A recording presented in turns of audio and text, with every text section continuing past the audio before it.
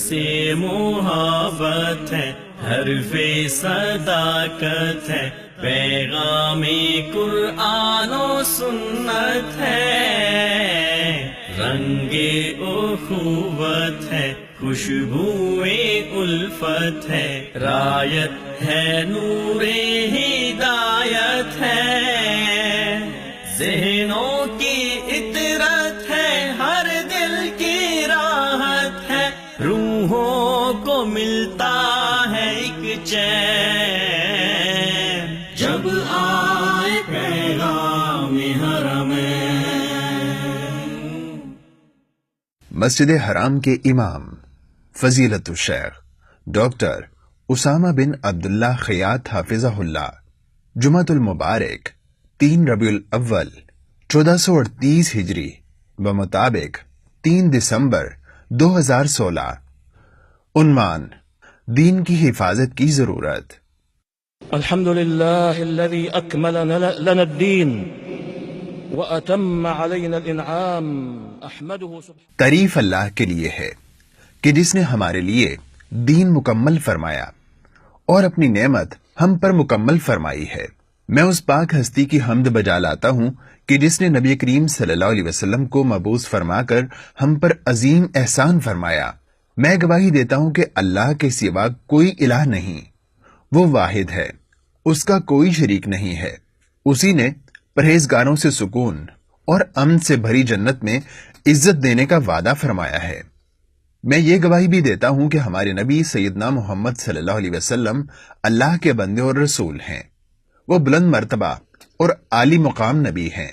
اے اللہ، اپنی رحمتیں اور سلامتیاں نازل فرما اپنے بہترین بندے اور رسول محمد صلی اللہ علیہ وسلم پر، آپ صلی اللہ علیہ وسلم کی آل پر، صحابہ اکرام پر، کہ جو نیکی کے علم بردار اور بڑی شان والے امام تھے، تابعین پر، اور نظام زندگی کے فنا ہونے تک ان کے نقش قدم پر چلنے والے پر۔ بعد ازاں اللہ کے بندو، اللہ کا تقوی اختیار کرو۔ اللہ کا تقوی بہترین زاد راہ ہے جو اللہ کے راستے میں بہت کام آتا ہے۔ یہ قیامت کے سخت دن کے لیے بڑا فائدہ مند سامان ہے۔ یہ آخرت میں نجات کا بہترین ذریعہ ہے اور اللہ سے ملاقات کے وقت نفع بخش سرمایہ ہے۔ فرمانے باری تعالیٰ ہے، ہم نے تم لوگوں کو اس عذاب سے ڈرا دیا ہے جو قریب آ لگا ہے، جس روز آدمی وہ سب کچھ دیکھ لے گا جو اس کے ہاتھوں نے آگے بھیجا ہے، اور کافر پکار اٹھے گا کہ کاش میں خاک ہوتا۔ اللہ کے بندو، دین اسلام کے سائے تلے زندگی گزارنے والے جانتے ہیں کہ دین اسلام ہی بہترین ڈھال، مضبوط قلعہ اور وہ جائے پناہ ہے کہ مسلمان کو جس کی بار بار پناہ چاہیے ہوتی ہے، تاکہ اسے دنیا کی بھی بھلی زندگی نصیب ہو اور آخرت میں بھی کامیابی حاصل ہو سکے۔ حقیقت یہ ہے کہ اللہ تعالیٰ مسلمانوں کا دل نور سے بھر دیتا ہے، پھر وہ اس نور سے حقائق کو دیکھنے لگتے ہیں، سیدھے راستے پر گامزن ہو جاتے ہیں اور راستے کی مشکلات سے بچ نکلتے ہیں۔ ایسے ہی لوگوں کے بارے میں اللہ تعالیٰ کا فرمان ہے، وہ شخص جس کا سینہ اللہ نے اسلام کے لیے کھول دیا اور وہ اپنے رب کی طرف سے ایک روشنی پر چل رہا ہے۔ اسی طرح اللہ رب العزت فرماتا ہے کہ اب وہ شخص جو پہلے مردہ تھا، پھر ہم نے اسے زندگی بخشی اور اس کو وہ روشنی عطا کی جس کے اجالے میں وہ لوگوں کے درمیان زندگی کی راہ طے کرتا ہے۔ اس شخص کی طرح ہو سکتا ہے جو تاریکیوں میں پڑا ہو اور کسی طرح ان سے نہ نکلتا ہو۔ مسلمان کا فرض ہے کہ وہ اپنے دین کی حفاظت کرے، اسی کو قابل فخر سمجھے، اسے جھوٹ اور باطل چیزوں سے پاک رکھے، اسے گمراہیوں سے دور رکھے، فتنوں سے، غلط عقائد سے، گمراہی والے خیالات سے اور لا دینی عقائد سے محفوظ رکھے، کیونکہ ان سے اصلی عقیدہ برباد ہو جاتا ہے۔ یہ گمراہ کرتے ہیں، ہدایت نہیں دیتے، گھٹاتے ہیں، بڑھاتے نہیں۔ بدقسمتی سے آج ایسے ہی نظریات کا بازار گرم ہے۔ ان کی طرف بلانے والے بڑی بلند اور خوبصورت آوازوں میں لوگوں کو بلا رہے ہیں۔ بدقسمتی سے آج گمراہی کے راستوں اور تخریب کاری کے طریقوں کی کوئی حد نہیں ہے، ان کی کوئی آخر نہیں ہے، اور ان کا ٹھاٹھے مارتا ہوا سمندر چڑھتا چلا آ رہا ہے۔ اس برائی میں بڑا حصہ ان دائیوں کا ہے کہ جو چکنی چپڑی باتوں کے ذریعے سے لوگوں کو تمام چیزوں کے بارے میں شک میں مبتلا کرنے کی کوشش میں ہیں، حتیٰ کہ ان چیزوں کے بارے میں کہ جو انسانی فطرت میں صحیح اور مانی ہوئی ہیں، جو قدیم زمانے سے صحیح مانی جاتی ہیں اور جن کی صحت پر واضح دلائل اور نشانیاں موجود ہیں۔ ایسے لوگ واضح اور ناقابل تبدیل اصولوں کے بارے میں شکوک پھیلانے کے لیے جدید میڈیا کا استعمال کرتے ہیں، ٹی وی چینلز اور دیگر میڈیا نیٹ ورکس استعمال کرتے ہیں۔ وہ چاہتے ہیں کہ باطل بہت حسین نظر آئے تاکہ حق کا چہرہ بدنما دکھایا جا سکے۔ یہی وہ حالات ہیں کہ جن کی پیشین گوئی نبی کریم صلی اللہ علیہ وسلم نے اس حدیث میں فرمائی تھی، جسے حضرت حذیفہ رضی اللہ عنہ نے روایت کیا ہے۔ رسول اللہ صلی اللہ علیہ وسلم نے واضح انداز میں بیان فرما دیا تھا کہ زمانے کے آخری حصے میں لوگ کس حال میں رہیں گے، اس دور میں پیش آنے والے فتنوں میں مسلمان کا رویہ کیا ہونا چاہیے، ان فتنوں سے بچنے کی راہ کیا ہے۔ اس دور کی برائیوں، فتنہ پروروں، فتنوں کی آگ بھڑکانے والوں اور فتنے کی حرارت کو زیادہ کرنے والے بڑے بڑے سرداروں سے کس طرح بچا جا سکتا ہے۔ امام بخاری اور امام مسلم نے حضرت حذیفہ بن یمان رضی اللہ عنہ سے روایت کیا ہے کہ لوگ رسول اللہ صلی اللہ علیہ وسلم سے بھلائی اور نیکی کے بارے میں پوچھتے تھے اور میں برائی کے متعلق پوچھتا تھا۔ دل اصل میں ڈرتا تھا کہ کہیں میں لا علمی میں برائی کا شکار نہ ہو جاؤں۔ میں نے پوچھا، اے اللہ کے رسول، ہم جاہلیت کے دور میں تھے تو اللہ تعالیٰ نے ہمیں آپ کے ذریعے یہ بھلے دن نصیب فرمائے، کیا اس کے بعد پھر برے دن آئیں گے؟ آپ صلی اللہ علیہ وسلم نے فرمایا، ہاں۔ میں نے دریافت کیا کہ کیا ان کے بعد پھر بھلے دن آئیں گے؟ آپ صلی اللہ علیہ وسلم نے فرمایا، جی، تاہم اس میں کچھ غبار ہوگا، یعنی وہ مکمل طور پر بھلے نہیں ہوں گے، بلکہ ان میں کچھ گدلا پن اور کچھ برائی کا حصہ بھی ہوگا۔ میں نے دریافت کیا، گدلا کیا ہوگا؟ آپ صلی اللہ علیہ وسلم نے فرمایا، ان دنوں ایسے لوگ ہوں گے جو میری سنت کو چھوڑ کر دوسروں کا طریقہ اپنائیں گے، جو میرے طریقے کو چھوڑ کر دوسروں کی ہدایات پر عمل کریں گے۔ تمہیں ان کی کچھ چیزیں تو بھلی لگیں گی اور کچھ چیزیں بری بھی محسوس ہوں گی۔ میں نے دریافت کیا، کیا اس کے بعد پھر سے برائی آ جائے گی؟ آپ صلی اللہ علیہ وسلم نے فرمایا، ہاں، آ جائے گی۔ اس کے بعد ایسے لوگ آئیں گے جو جہنم کے دروازوں پر کھڑے لوگوں کو جہنم کی طرف بلائیں گے۔ جو ان کی بات مانے گا وہ اسے جہنم میں جھونک دیں گے۔ میں نے دریافت کیا، اے اللہ کے رسول، ہمیں ان کی نشانی بتائیے۔ آپ صلی اللہ علیہ وسلم نے فرمایا، وہ ہم ہی میں سے ہوں گے اور ہماری ہی زبانیں بولیں گے۔ میں نے پوچھا، اے اللہ کے رسول، اگر میں اس وقت تک زندہ رہا تو آپ مجھے کیا نصیحت کرتے ہیں؟ آپ صلی اللہ علیہ وسلم نے فرمایا، مسلمانوں کی جماعت اور ان کے حکمران کے ساتھ چمٹے رہنا۔ میں نے پوچھا، اگر اس وقت مسلمانوں کی کوئی جماعت بھی نہ ہوئی اور نہ کوئی حکمران ہوا تو؟ آپ صلی اللہ علیہ وسلم نے فرمایا، پھر تمام فرقوں سے الگ ہو جانا، چاہے تجھے موت آنے تک کسی درخت سے چمٹ کر زندگی بسر کرنا پڑے۔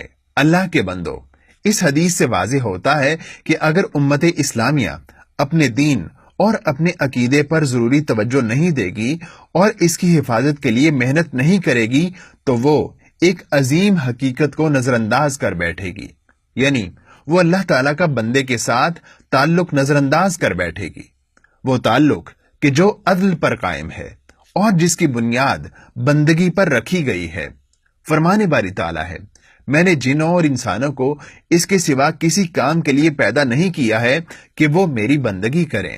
تمام عبادتوں کی قبولیت کی شرط یہ ہے کہ وہ صرف اللہ تعالیٰ کے لیے کی جائیں اور اللہ تعالیٰ کے بتائے ہوئے طریقے کے مطابق کی جائیں۔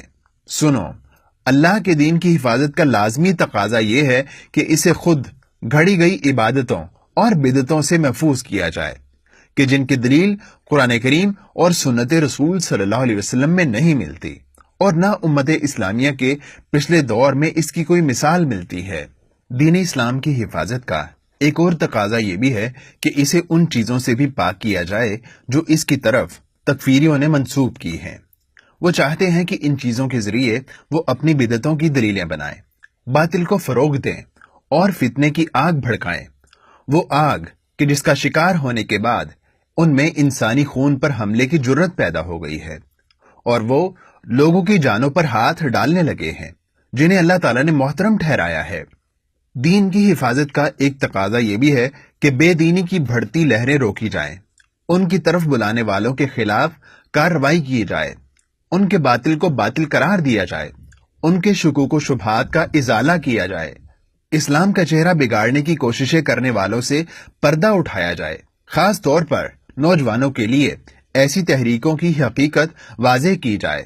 دشمنان اسلام تو چاہتے ہیں کہ شکوک و شبہات پھیلا کر یا تو ہمارے نوجوانوں کو دین اسلام سے پھیر دیں یا پھر کم سے کم انہیں دین کے معاملے میں شک میں ڈال دیں۔ تاہم ان کے پھیلائے ہوئے شکوک و شبہات دین اسلام کی راہ نہیں روک سکتے، کیونکہ دین اسلام کے واضح دلائل کے سامنے باطل کے شکوک و شبہات کیا وزن رکھتے ہیں۔ دین اسلام کے دلائل سامنے آتے ہیں تو وہ باطل کا پردہ چاک کر دیتے ہیں اور اس کے نقصانات واضح کر دیتے ہیں۔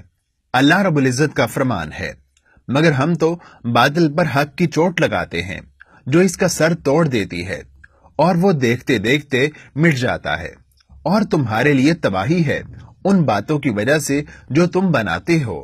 مبالغہ آرائی کرنے والوں کی مبالغہ آرائی سے، جاہلوں کی تعویلوں سے اور باطل پروروں سے دین اسلام کی حفاظت ہمارا پہلا فرض ہے اور اہم ترین واجب ہے۔ اگر یہ ہوگا تو اسی طرح دین اسلام کا چمکتا چہرہ حسن و جمال کی واحد مثال بنا رہے گا، اور اسی طرح دین اسلام کا خالص چشمہ پیاسوں کے لیے میٹھا پانی پیش کرتا رہے گا۔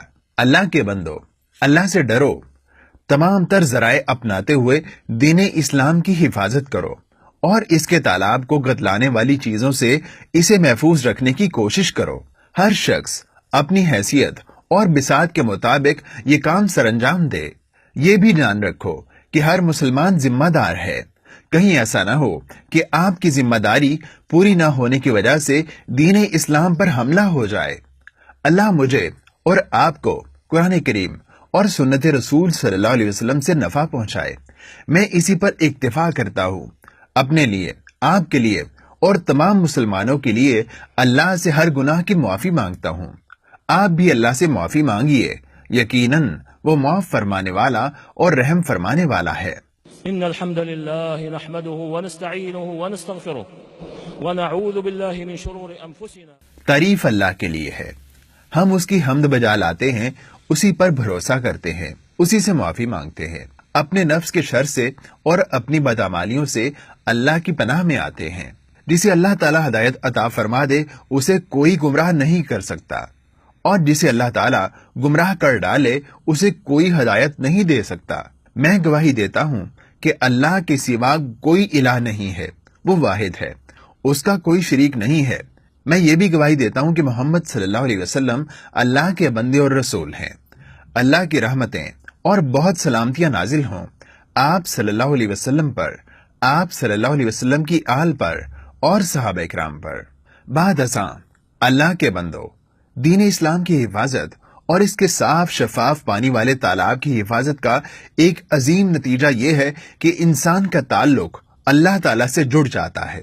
وہ اللہ تعالیٰ کی موجودگی کو ہمیشہ محسوس کرتا ہے اور لوگوں کی چالوں کی فکر تک نہیں کرتا۔ وہ اللہ پر بھروسہ، اعتماد اور فخر کرتا ہے، اور اس پر ہرگز راضی نہیں ہوتا کہ وہ ایسی منصوبہ بندی کا شکار ہو جائے کہ جس میں دین اسلام کی عظمت جاتی رہے، یا دین کی عزت میں فرق آ جائے، یا اس کی عزت پر حملہ ہو جائے۔ وہ مکمل یقین رکھتا ہے کہ اللہ جو چاہتا ہے وہی ہوتا ہے، جو اللہ تعالیٰ نہیں چاہتا وہ ہرگز نہیں ہوتا۔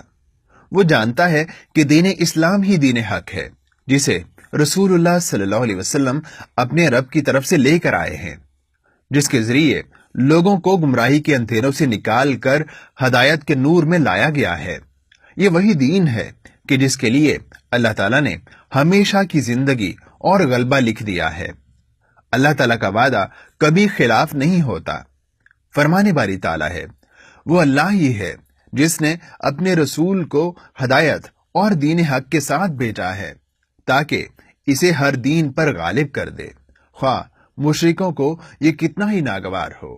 اللہ کے بندو، اللہ سے ڈرو اور دین اسلام کی حفاظت کرو، اس پر قائم رہو، اس کی رسی مضبوطی سے تھامے رکھو، یقیناً اسی طرح تم کامیاب ہو جاؤ گے اور فلاح پا جاؤ گے۔ درود و سلام بھیجیے آخری نبی، رسولوں کے امام اور رحمت للعالمین پر۔ آپ کو واضح کتاب میں اسی کا حکم دیا گیا ہے۔ اے اللہ، رحمتیں اور سلامتی نازل فرما اپنے بندے اور رسول محمد صلی اللہ علیہ وسلم پر۔ اے اللہ، راضی ہو جا چاروں خلفائے راشدین ابو بکر، عمر، عثمان اور علی رضوان اللہ علیہ مجمعین سے، اور تمام اہل بیت، صحابہ اکرام اور تابعین اعظام سے، اور قیامت تک ان کے نقش قدم پر چلنے والوں سے۔ اے اللہ، اپنا خاص فضل و کرم اور احسان فرما اور ہم سب سے بھی راضی ہو جا، یقیناً تو سب سے بڑھ کر معاف فرمانے والا اور درگزر فرمانے والا ہے۔ اے اللہ، اسلام اور مسلمانوں کو عزت عطا فرما۔ اے اللہ، اسلام اور مسلمانوں کو عزت عطا فرما۔ اے اللہ، اسلام اور مسلمانوں کو عزت عطا فرما۔ اے اللہ، دین اسلام کی حدود کی حفاظت فرما۔ اے اللہ، دشمنان اسلام کو تباہ و برباد فرما، تمام سرکشوں اور مفسدوں کو ہلاک فرما۔ اے اللہ، مسلمانوں کے دلوں کو جوڑ دے، ان کی صفیں درست فرما دے، ان کے حکمرانوں کی اصلاح فرما، انہیں حق پر اکٹھا فرما۔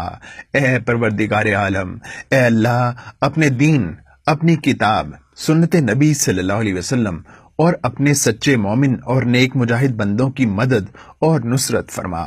اے اللہ، ہمیں ہمارے ملکوں میں امن نصیب فرما، ہمارے حکمرانوں اور اماموں کی اصلاح فرما، ہمارے امام کی حق کے ساتھ تائید فرما، اسے نیک کابینہ نصیب فرما، اسے ان اعمال کی توفیق عطا فرما جس سے تو راضی ہوتا ہے۔ اے دعا سننے والے، اسے، اس کے بھائیوں کو اور اس کے دونوں نائبوں کو ان اعمال کی توفیق عطا فرما جن میں اسلام اور مسلمانوں کا بھلا ہو۔ یقیناً تیری ہی طرف ہم نے قیامت کے روز لوٹنا ہے۔ اے اللہ، ہمارے دین کی اصلاح فرما کہ وہی ہماری نجات کا ذریعہ ہے، ہماری دنیا کی اصلاح فرما کہ جس میں ہمارا رزق ہے، ہماری آخرت کی اصلاح فرما دے کہ جس کی طرف ہمیں پلٹ کر جانا ہے، زندگی کو بھلائی میں اضافے کا ذریعہ بنا اور آخرت کو ہر برائی سے نجات کا ذریعہ بنا۔ اے اللہ، ہمارے ہر معاملے کی عاقبت بہتر بنا دے، ہمیں دنیا کی خواری اور آخرت کے عذاب سے محفوظ فرما لے۔ اے اللہ، ہم نعمتوں کے زوال سے، تندرستی کے خاتمے، اچانک آنے والی مصیبت سے اور ہر اس چیز سے پناہ مانگتے ہیں جو تجھے ناراض کرنے والی ہے۔ اے اللہ، ہم تجھ سے بھلائیاں کرنے کا سوال کرتے ہیں، برائیوں سے بچنے کا سوال کرتے ہیں اور مسکینوں سے پیار کا سوال کرتے ہیں۔ ہم تجھ سے یہ بھی مانگتے ہیں کہ تو ہمیں بخش دے اور ہم پر رحم فرما۔ جب تو قوم کو فتنے میں مبتلا کرنے کا فیصلہ فرما لے تو ہمیں فتنے میں مبتلا کیے بغیر اپنے طرف اٹھا لے۔ اے اللہ، ہمارے بیماروں کو شفا عطا فرما، ہمارے فوت شدگان کی مغفرت فرما، ہماری نیک خواہشات پوری فرما، ہمارا خاتمہ نیک اعمال پر فرما۔ اے اللہ، جس طرح تو چاہے ہمیں دشمنوں سے اسی طرح بچا لے۔ اے پروردگار عالم، اے اللہ، جس طرح تو چاہے ہمیں دشمنوں سے اسی طرح بچا لے۔ اے پروردگار عالم، اے اللہ، جس طرح تو چاہے ہمیں دشمنوں سے اسی طرح بچا لے۔ اے پروردگار عالم، اے اللہ، ہم تجھے ان کے سامنے کرتے ہیں۔ اے اللہ، ہم تجھے تیری اور اپنے دشمنوں کے سامنے کرتے ہیں اور ان کے شر سے تیری پناہ میں آتے ہیں۔ اے اللہ، ہم تجھے تیری اور اپنے دشمنوں کے سامنے کرتے ہیں، ان کے شر سے تیری پناہ میں آتے ہیں۔ اے اللہ، ہم تجھے تیرے اور اپنے دشمنوں کے سامنے کرتے ہیں، ان کے شر سے تیری پناہ میں آتے ہیں۔ اے اللہ، ہم تجھے تیرے اور اپنے دشمنوں کے سامنے کرتے ہیں، ان کے شر سے تیری پناہ میں آتے ہیں۔ اے اللہ، ہم تجھے تیرے اور اپنے دشمنوں کے سامنے کرتے ہیں، ان کے شر سے تیری پناہ میں آتے ہیں۔ رحمتیں اور سلامتی ہو اللہ کے بندے اور رسول محمد صلی اللہ علیہ وسلم پر، آپ صلی اللہ علیہ وسلم کی آل پر، تمام صحابہ کرام پر، اور تمام تعریفیں اللہ ہی کے لیے ہیں۔ درس محبت ہے، حرف صداقت ہے، پیغام قرآن و سنت ہے، رنگ اخوت ہے، خوشبو الفت ہے، رایت ہے، نور ہدایت ہے، ذہنوں کی اطرت ہے، ہر دل کی راحت ہے، روحوں کو ملتا